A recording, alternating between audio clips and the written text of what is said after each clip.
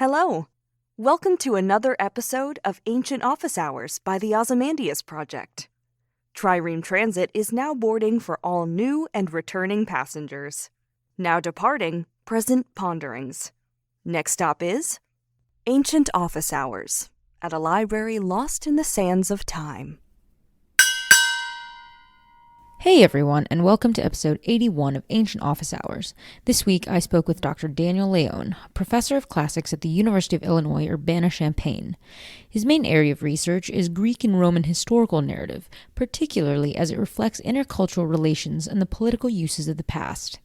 Additional interests include Hellenistic history, Roman Egypt, epigraphy, papyrology, and medieval Greek scholarship. In this episode, we discussed how he got into Greek via Jewish tragedies, his research on the life and rule of Philip III of Macedon, his work on the origins of nationalist movements using history as a through line, and how to balance teaching general classes versus special topics courses. I hope you enjoy this episode, and if you like what you hear, please give us a 5-star rating and review us on Apple or Spotify. You can also subscribe to our Patreon, as this will allow us to reach more people and make more exciting ancient world content. Enjoy!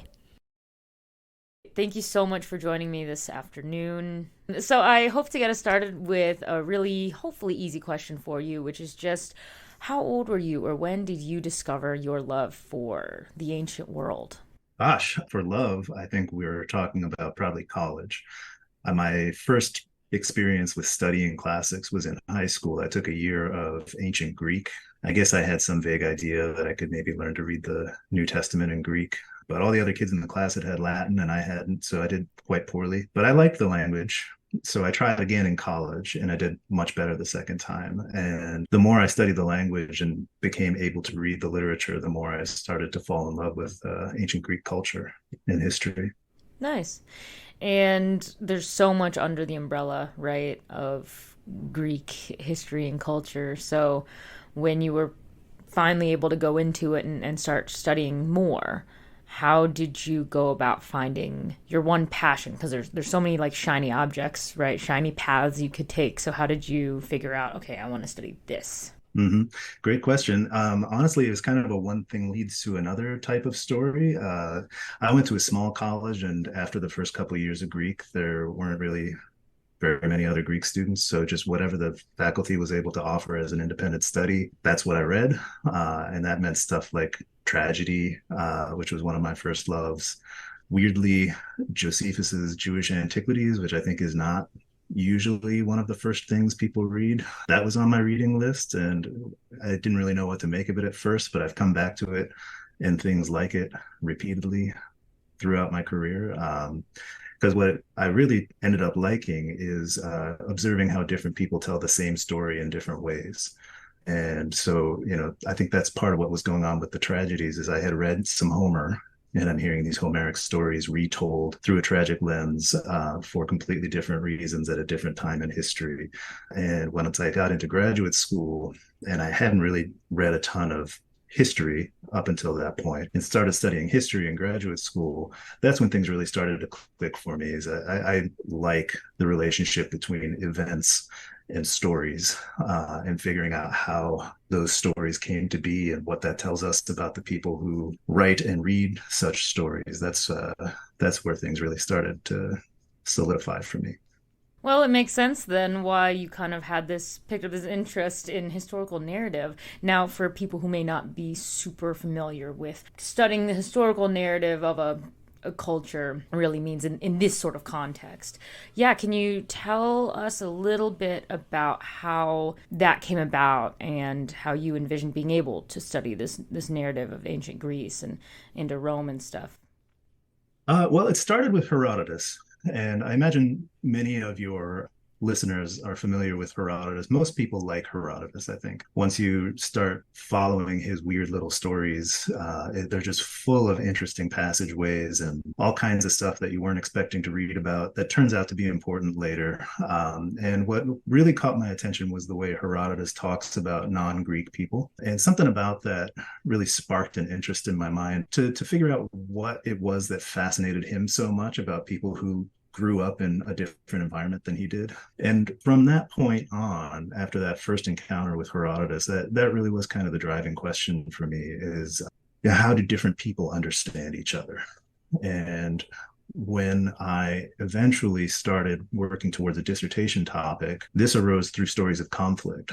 So I had studied a little bit about Alexander the Great's invasion of Persia and the different Greek stories that told about those events in different ways for different reasons, different times, and all of that. And trying to sift through that well-known story and finding all the gaps and the dead ends and everything in there and the omissions. That's what really led me to trying to figure out, okay, like let's look at just one of those stories and see what its internal logic is telling us, and try to leave to the side whether that story is correct or not, and just try to understand what that author is trying to do. And that's how I ended up working on Arrian, whose history of Alexander is usually thought of as like the most reliable of the ancient stories of Alexander. So I guess that's how I got started. And again, things just kind of led on from there. And I've gotten interested in famous figures from antiquity and how people in the modern world use them for their own purposes as well.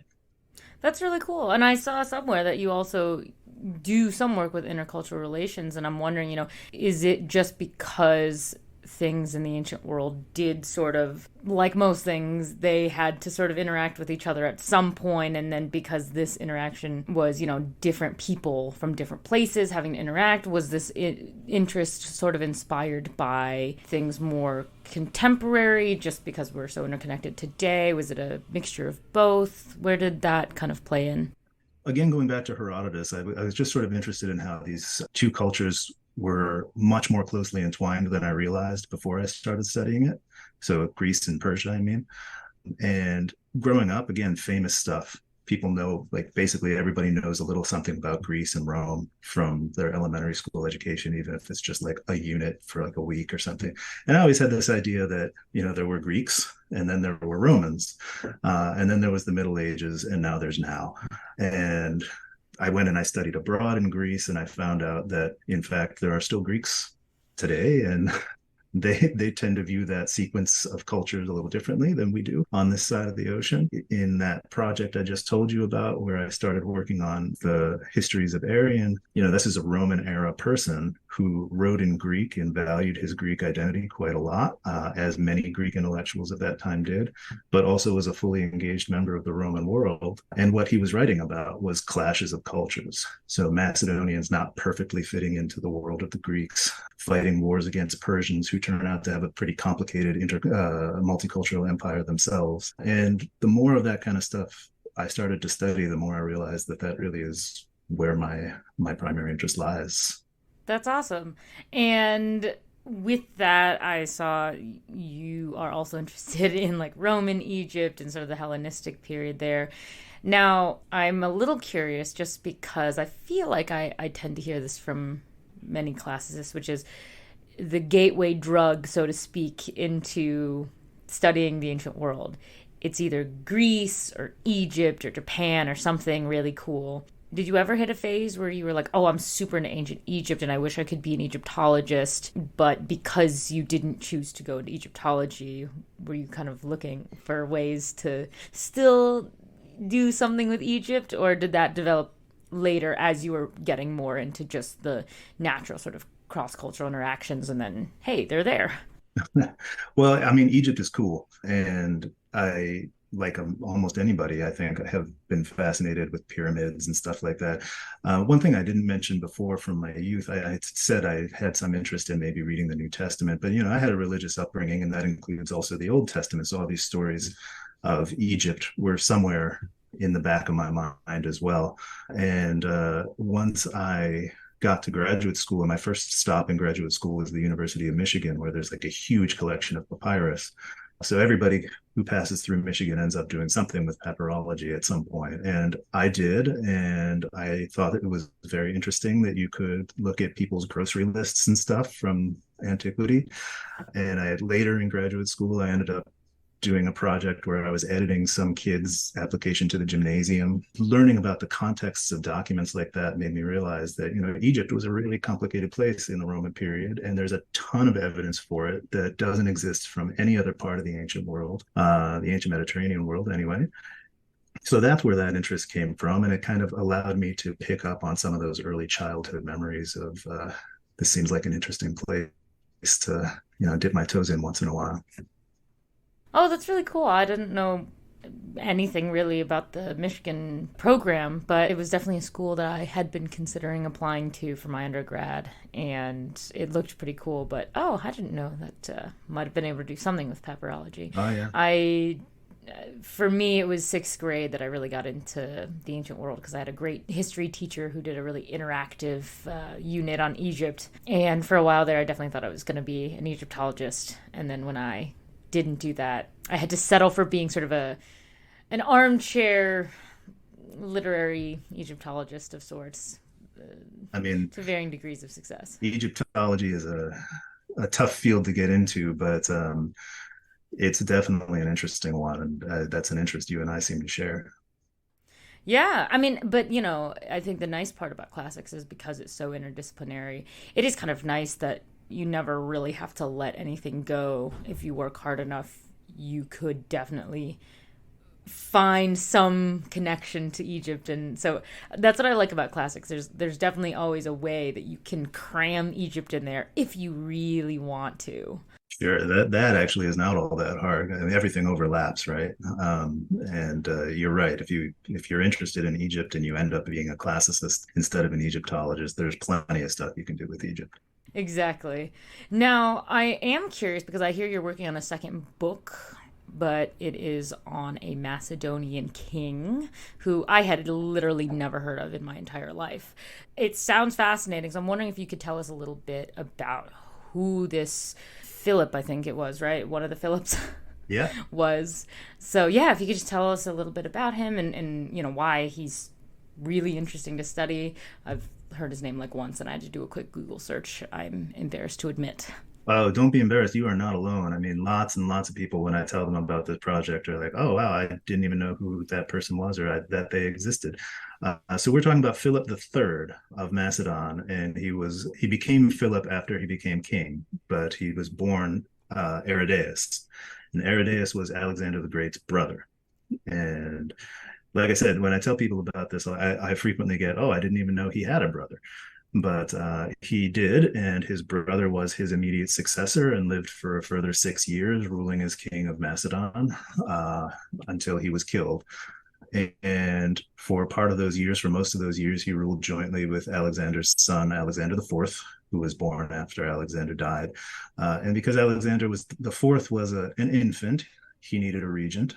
And Aridaeus, known on the throne as Philip the Third, also had a regent because he seems to have had some sort of intellectual disability. And our ancient sources are really not clear at all on the nature and extent and number of his disabilities.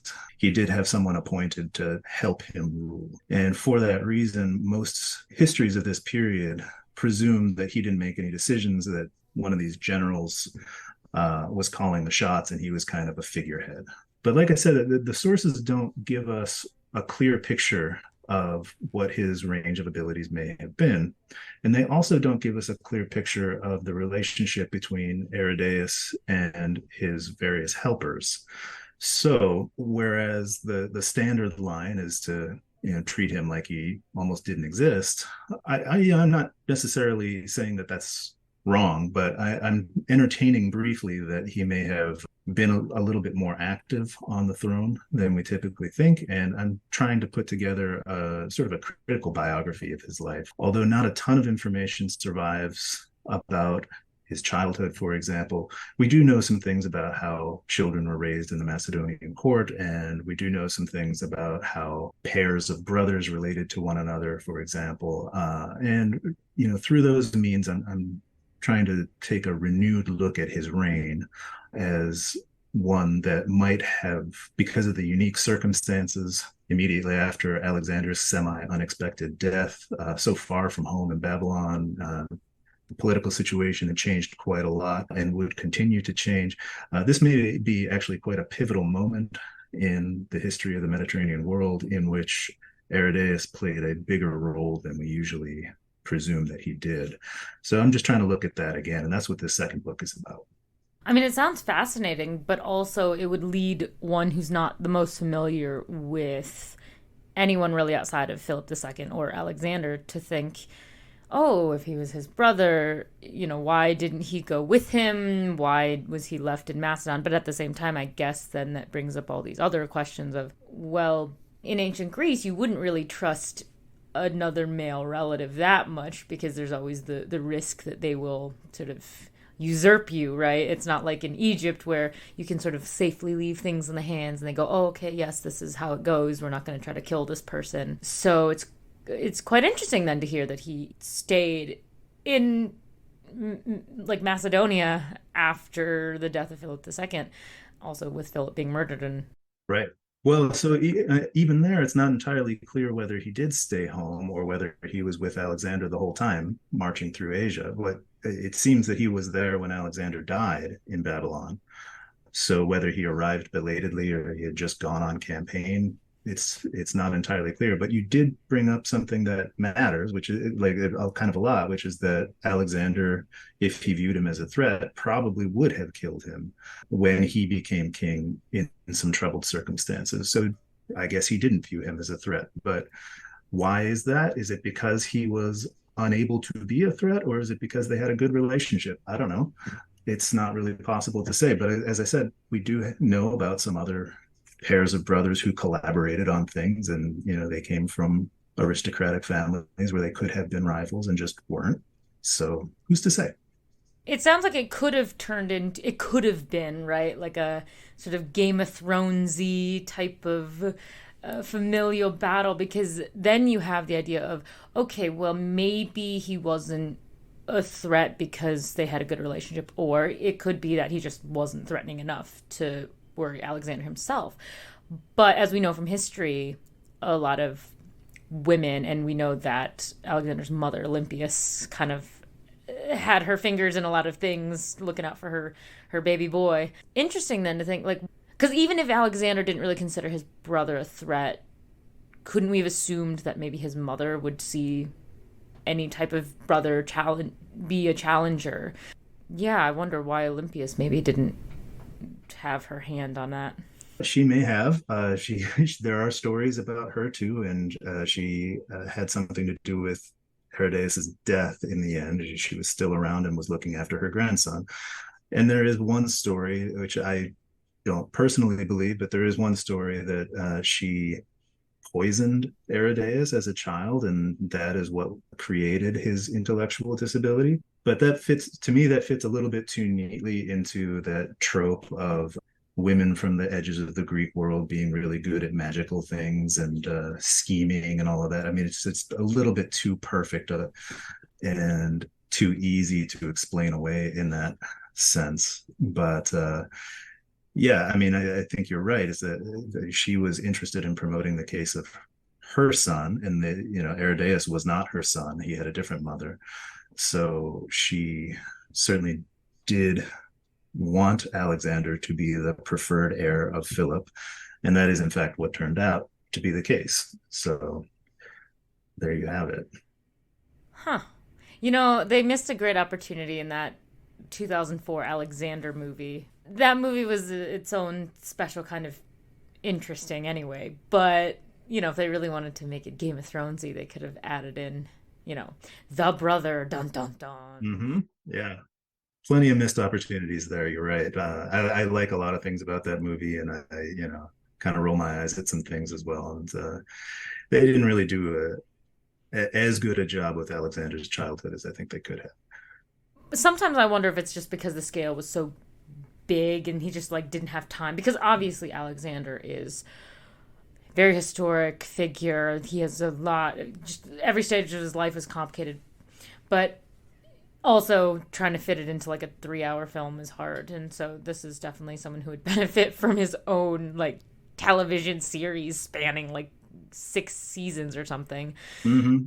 It's interesting because we have a lot of different reception materials on different periods of Greek history. We have so many Homer adaptations. It's insane, oversaturated the market. Why do you think we don't have as many adaptations. Why don't we cover more of the Macedonians outside of just Alexander? I mean, we don't even really have things on Philip, but they're super interesting. Yeah, well, Alexander and Cleopatra, right? Those are the bookends, and they do get some treatment. I mean, I think it's kind of that's really more of a film industry question. It's things that are already well known sell, which is why we have 40,000 Superman movies and no new stories. But to gamble on, let's say we're going to make a movie about Antiochus III, that's going to require some educating of the public to get them interested in the first place. Whereas everybody's heard of Alexander the Great. So we can have another Alexander the Great movie every 15, 20 years or whatever. And it's probably going to sell. Everybody's heard of Cleopatra. So we're going to have new Cleopatra stuff from time to time. So I think it's that extra step of having to explain why this is cool and interesting that maybe is preventing people from taking the risk on creating a show or a movie like that. I don't know. What do you think? Yes, the onus is sort of on the TV film industry, but at the same time, I wonder, are we as a field making it deliberately hard for them to do it? Because I feel like it's gonna have to be a joint effort because yes, like they don't want to do it because they don't see it as the materials are not easy to access. They don't have anyone they could just sit down and talk to about it because I feel like when we've seen people take risks, they make plenty of films and stuff that are, I guess, historically based where they just make up people that weren't necessarily real, but they make it cool and interesting. So I feel like, okay, we don't know the names, but if you get a good story out of it, and then if you were maybe able to consult more people or have historians more on board, like it would make it not seem so hard to do it. Because I think they just sit back and say, well, I don't want to do that because it's hard. I feel like we could have more, but that's just me. To any Hollywood producers listening, I am available for consultation. So yeah, I mean, stuff like your podcast, I think, can help with that. Spotlighting all sorts of different types of scholarship, and facing the public and telling people what's cool and interesting and new and in scholarship could potentially move the needle a little bit.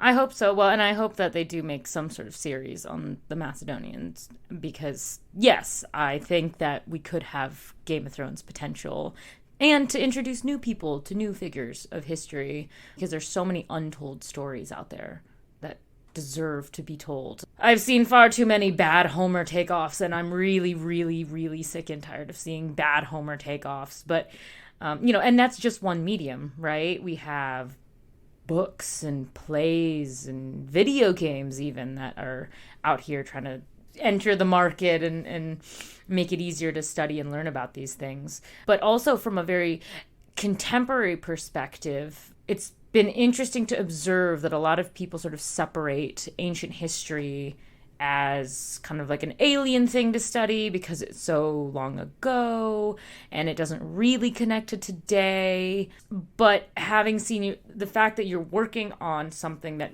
people aren't very clued into, but then you're able to take that and relate that into the context of something very contemporary, an issue like Greek nationalism today. I'm curious, how do you strike that balance? How do you find that way where you can connect your work to something very contemporary that I think a lot of people today could understand? Even if they're not Greek, they still understand nationalism. You understand connection to one's country. So yeah, how do you strike that balance? Sure. Well, I mean, history plays a pretty important role in basically every nationalist movement. So right here at home in the US, you can see the way people talk about American history. For me, with the Greek nationalism, this is basically a factor of having spent some time in Greece. I've been there as a student a couple of times, and I've been there to do research a couple of times. And just being present there, you see a little bit of like political demonstrations, you see political sloganeering, you hear people talking. And I'm somewhat aware of the role of ancient Macedonian history in the cross-border conflict between Greece and North Macedonia. So, talking to people about that made pretty clear to me how inflexible someone's view of history can be when it's convenient for them, and how flexible the same person's view of history can be when it's convenient for them. And it is fundamentally a storytelling problem. And so one that I have felt that I personally can understand a little bit better because of my research, and thinking through those problems in a Greek context where I don't really have a stake because I don't live there and I don't have family there or anything. I just have friends that I've made through my career. It's helped me see a little bit better what's going on here at home, and the abstraction of that research is really where the value comes for me. But seeing it all play out in the modern world in much the same way as it played out in the ancient world, I mean, that's how I have become informed. Is my study of one thing leads me to look at something else in a different way. In terms of striking a balance, I try to take a very light touch with my commentary on modern materials because, it's a completely different field of history. I can recognize some patterns and I can recognize some strategies, rhetorical strategies, but, I'm not going to pretend to be an expert on 20th and 21st century Greek history because I'm just not. Yeah, no, it's definitely hard. I have dipped my toes, so to speak, in both worlds. I got my undergrad in classics, and I did, I really enjoyed the historical aspect the most. By the time I got to grad school, I switched into modern political science, focusing on Greece and sort of the Balkan region. So I was actually living in Greece last year, doing my master's, and I really, for the first time, got to sit down and talk to people about the North Macedonia issue. I really didn't understand the, issues like using the star, the Macedonian star. I was like, it's Right. just a star. What's the big deal? And then, oh, okay, it's a huge deal. Just like, I was clued into more about the battles between, was Alexander a Slavic hero or a Greek hero? Which I think if you ask the majority of people who are not either culturally living in one of these places or who don't study this issue, you'd say, why is this even a topic of debate? Like Alexander, we think of him, he's Greek, he did this, that, and the other thing. And I had a conversation the other day with a friend who had just vacationed to North Macedonia for the first time and said, wow, it was really interesting to go there because the airport and the whole city have all these statues of Alexander and claim that he's a Slavic hero, and they had simply no idea. And I said, well, you got to look at history, you got to look at borders and boundaries and all these things that we don't really think about, but it's got to be tough. So I can only imagine what it would be like studying the ancient Macedonians, knowing that, yeah, this does trickle down and over because modern borders were not a thing. So right. I've got to imagine that makes it harder in a way to deal with. It does, and then every new period of history you pile on adds another layer of interpretation that has to be accounted for. And much of what's going on between Greece and North Macedonia now, I mean, it does seem to outsiders like a pointless thing to argue about. But the more you learn about the history of those two countries, the more you realize that, their national autonomy is not a given there. Quite recent history, both countries have had pretty serious threats to their national security.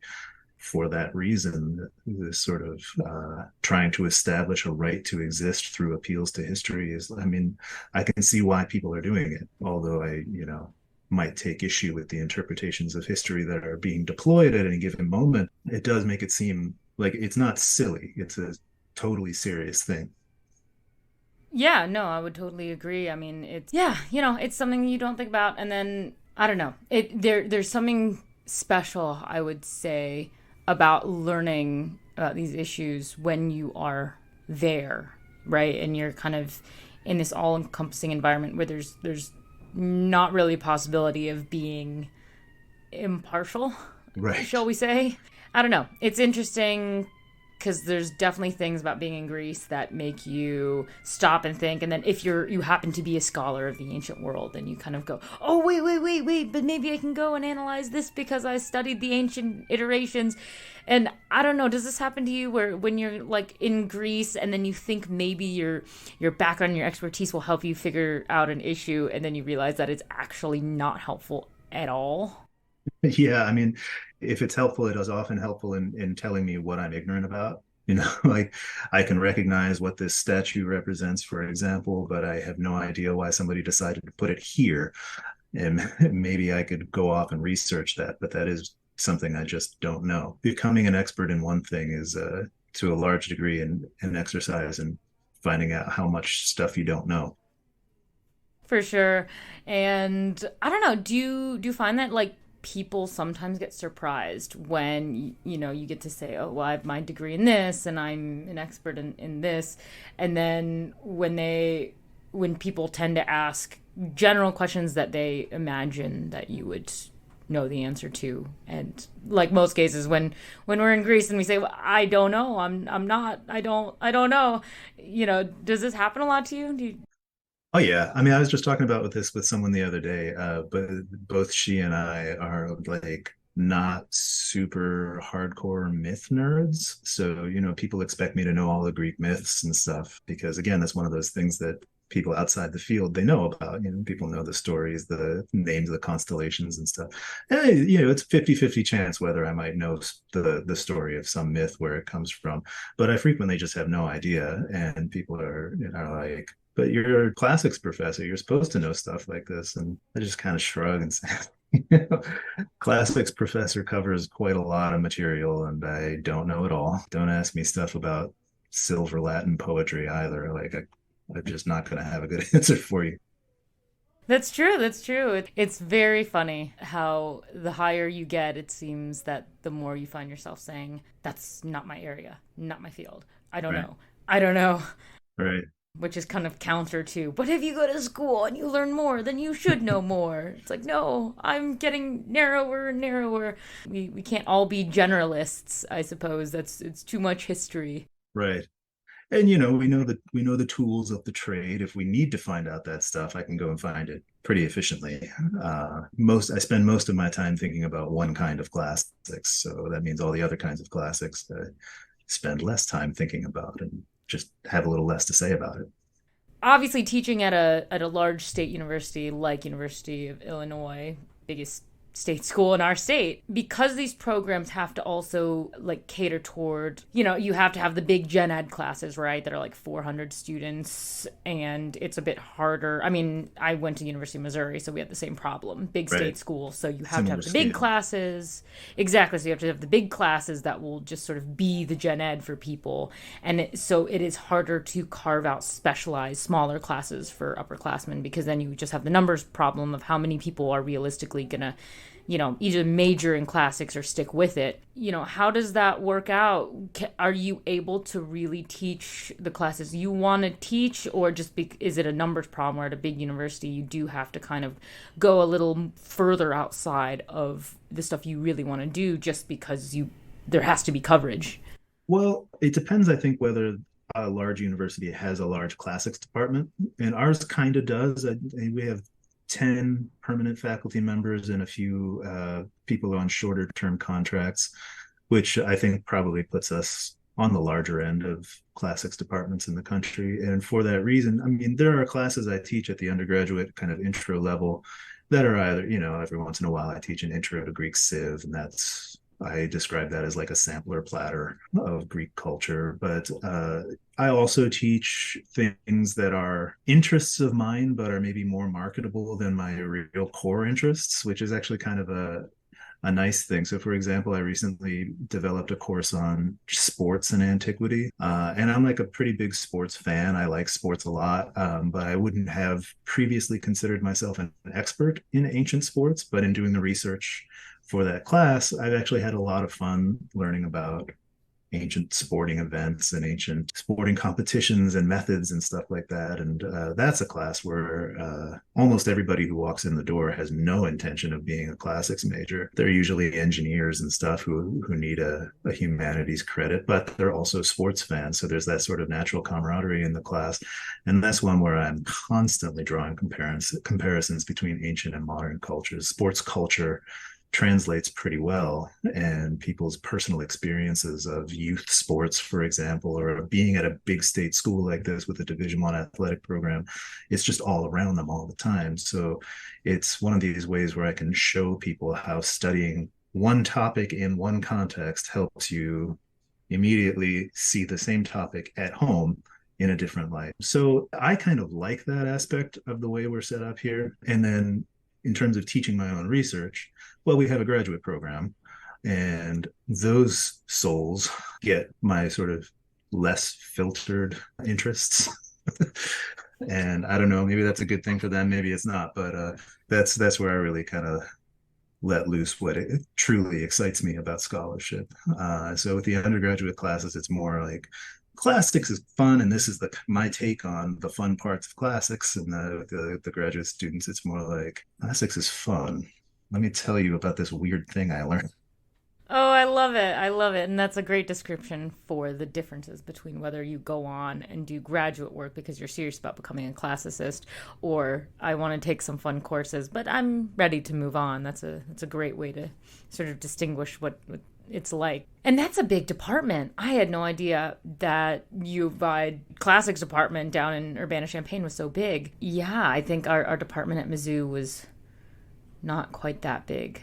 Yeah, which is also pretty big. I mean, when I was an undergraduate, I think there were three professors or something, which I think is Yeah. closer to the norm. And then there's lots of big state schools that have, a foreign language department where one person teaches Latin or something, and that person would, I presume, be much more often going outside their area of interest than I have to do.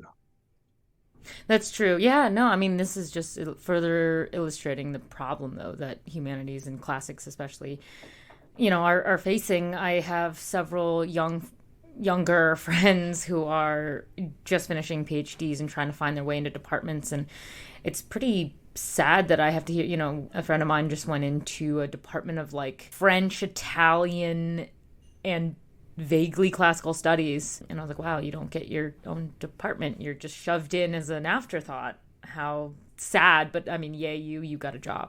Yeah. Yeah, I mean, and there can be good things and bad things about that. I mean, it's good to have more people around you who have the shared expertise, the shared interests and stuff. But if you are working a little bit outside of your comfort zone, say with people who teach other languages besides Latin and ancient Greek, you can learn from them too, and that's a lively environment in another way. But I mean, ultimately, I think we'd all be better off if classics departments and humanities programs across the board were just better funded and taken a little more seriously all over the country. So I certainly take that point.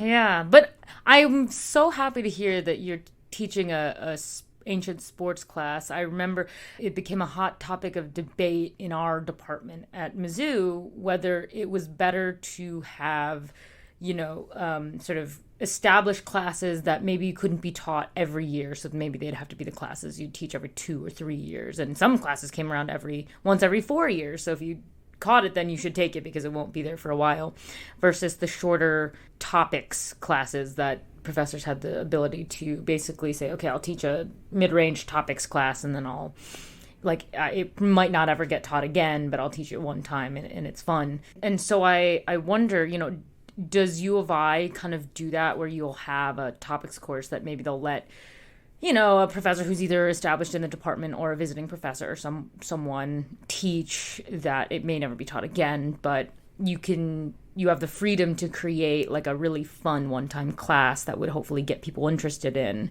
Yeah. Well, we do have a couple of topics courses where, I mean, that's a good place where if we've got, for example, a visiting faculty member, they could teach whatever they want under that rubric. Or if somebody wants to try something new, let's say I wanted to do a course on dining in antiquity or something, like we don't have that course on the book, so we would use the topics course, and if it goes well, maybe I'll propose it to add it to the catalog.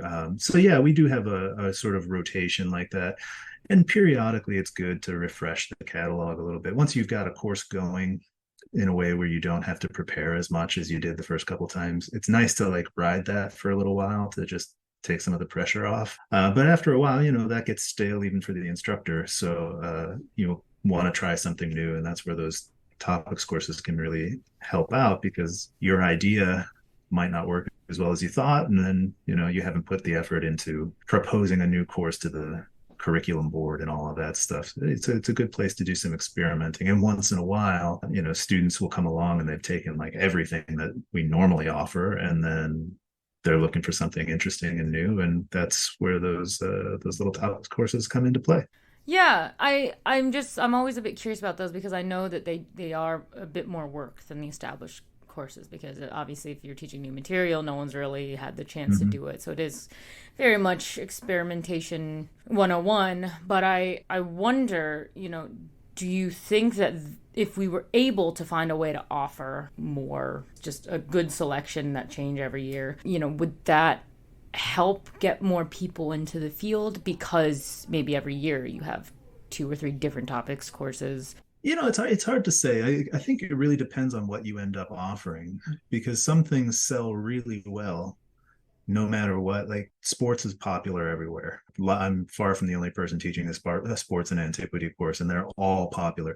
We actually messed up the schedule, and we accidentally scheduled it across 2 blocks of courses, and it's still filled up. So it was clear that there's interest enough out there to fill that course. Whereas I've offered other courses that I thought were going to really speak to the moment, and there's like nobody signed up. So to some degree, I think trying to capture the magic of marketing, there's value in it, but also I think you really got to know what you're doing. And I'm not really sure that I've done enough research on our student population to know what we really need. But maybe doing that kind of research would itself be worth the time, because those courses that fill the most are the ones that like lead to obvious jobs, or that just seem to catch people's interest.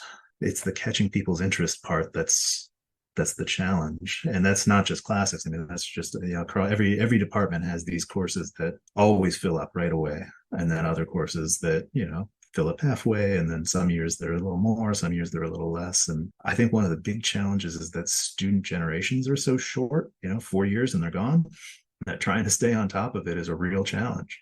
Yeah, I know, it's really sad. But yeah, I guess with this system, you got to get them in and out, and you can't just take classes forever and learn forever. I mean, you could try, but yeah, it gets expensive quick. So we have covered a lot of the Macedonians, which are totally interesting within the bubble of let's study the Macedonians. But I'm curious. So you've talked about being able to create a sports class and some other classes. Obviously, your interests go wide and deep, both within and outside of your actual research areas. So if there were to be some kind of fun reception-y thing done with any ancient material or people, one person, for the sake of the question, let's just take out anyone we've already mentioned. But if there could be a cool book or play or TV show, video game, something done, what century, maybe what ancient century or ancient figure would you like to see get some more airtime, because we haven't done them yet? Oh my gosh.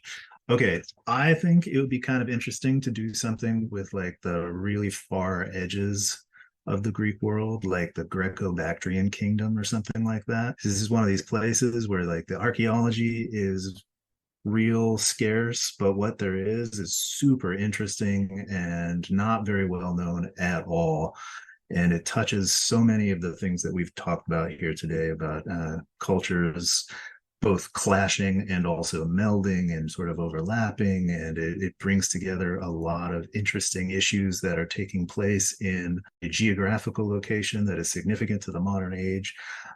So I'd say as long as somebody else is doing the work, that would be my top choice. Good answer, because that I feel like would be a lot of back-end research. But it would be really fun because, again, I think we did see some of the Bactrians in the Alexander movie, I think, maybe. Yes, but not the Greco-Bactrians. These were Bactrians when they were still their own coherent entity within the Persian Empire. The Greco-Bactrian kingdom would be, a couple hundred years after that, and it's sort of a brief moment in time where this far eastern edge of the Persian Empire had this slight breakaway kingdom. And I don't know, I used to teach a course on Alexander in the Hellenistic period. I haven't offered it for a while, but the Greco-Bactrians always caught people's attention too, because possibly because I was obviously interested in it, but also I think the students just didn't expect to find Greek stuff that far away, that far into the Hellenistic period. So yeah. Oh, well, I want to learn more about them too, because definitely I think in undergrad, I guess, so much of my undergrad was We got through all of the Bronze Age stuff. We got through we spent so much time on the classical period. And then you get like to the end of the semester, and then suddenly you have 2 weeks to do Alexander and everything after. And then you just run out of time. And so then they mentioned, oh, and then there was this, and this, and this. And we don't have time. And now we're done. Yeah. So yeah, it's a shame. I wish we had more time to cover the later Hellenistic period, because we do kind of skip it, and it's not fun. There's a lot of history we skip. That's a choice. You don't have to do your intro Greek survey that way. Yeah, you're right. That's the standard model. The last couple of weeks of the class are, this is the Hellenistic period, and what we're really doing is setting up your Roman Civ course next semester. I don't teach it that way. Good. I'm glad someone doesn't, because it just seems like history expediency. So you know about it, and you can say that people have been told about it, but no detail. So it's a bit unfortunate. I think we also do such a bad job of showing anything in a cross-cultural context. I mean, I think for the first time ever, a year ago, someone asked me what was happening in Egypt, during the classical period. This would have been what, 25, 6, 7th dynasties or something. And I said, well, I don't know. No one bothered to tell me what was happening. I studied for 4 years about classical Greece, and I don't know what's happening in Egypt. And I had to Google it and say, oh, okay, so it was basically chilling as a Persian satrapy for the Achaemenids, and that was quite a shock. So we don't really do the interdisciplinary thing very well. We're trying to get better as a field. I think that's on people's minds these days, is trying to link up the different kinds of antiquity and show where the points of contact are, much more than it used to be. But, time passes slowly. Generations of scholars pass slowly. And we have to see what the next decade will bring. We're working toward it. And I'm glad at least, there's recognition that we need to get a bit better about it. So I'm optimistic. So there are a couple of final questions I used to sort of close out the interview portion of the podcast. And so the first question would be, as an undergrad or grad student, you can choose from either one. Did you attend your professor's office hours? Not super regularly as an undergraduate, but when I was a graduate student, especially at the University of Virginia, where I did my PhD, I dropped in a lot, often to talk to people who I wasn't even necessarily working with. So if I was writing a paper for one professor, but another professor's expertise could be useful to me, I'd just pop in and ask them a couple things here and there. So I did that more as a graduate student, and I wish I had done it more as an undergraduate, because I think there's a lot of value both in learning that way and in establishing a personal connection with somebody who wants to help you. Nice. Is there any kind of fun memory or conversation or something just that stood out to you about one of these office hour conversations that you really particularly enjoyed? So I remember I caught a professor once. I think he must have been in a weird mood. He gave me a book, and he told me all about how, post tenure, he was trying to make himself a whole person again, and was like studying music and picking up all these interests that he'd let drop for a really long time. As I'm saying this now, it almost sounds a little bit sad, but at the time it was kind of it was like a happy thing, because this person had clearly been unhappy, and I had no idea, and now he was becoming happier again. And that kind of stuck with me as one of these things about, don't let your career take over your life. And it was sort of an influential lesson that this person, I don't even think was trying to teach me. I think he was just talking through his issues, but it had an impact on me, and it had an impact on my relationship with my work. So that's something that I wouldn't have gotten had I not dropped in on office hours. That does sound a bit sad to me now, but I'm very happy that this person was able to discover passions outside of work. So yes, it's healthy to not let work be the all-consuming thing. And I think we often have to remind ourselves, especially for those of us who like to study the ancient world, because it's so easy these days, I feel like, to not be able to separate you from your scholarly interests. I'm meeting more people who kind of assume, oh, well, if you study ancient Greece, then you must only want to watch movies and TV shows set in ancient Greece or read books about ancient Greece. Yeah. And when I said, well, no, I like to do other things, I get the big shocker. It is good to have other interests for sure. Exactly. And also now that you are a professor and you've seen it from the other side, but also you do have these nice memories of how important office hours were to you in grad school. If you had to give students like a 30-second elevator pitch for why they should attend office hours, what would you say? Well, there's pragmatic reasons. Like it's good if your professor knows who you are. But there are also, I think, educational reasons. Like if you go into your office hours, you might not know what to ask about, but the professor knows how to talk to students and can quickly find out what you need help with just by having a little chat with you. And you might uncover something that you need to work on that you had no idea about. So I would say go in there, get to know your professor, get to know them as a person, and let them get to know you as a person so that they can give you more individualized help with your schooling. Couldn't agree more. That's why I lived in my professor's office hours. They couldn't get rid of me, which sounds a bit sad now. But anyway, so at the end of each podcast, I ask if every guest would read Shelley's Ozymandias poem. And after you've read it, I'd be really interested just to hear your thoughts on what do you think of this poem? And this is a poem that has been cited by a lot of people as being quite deep or influential and interesting. And I'd love to know if you agree. Okay, so I'll read it first and then we'll talk.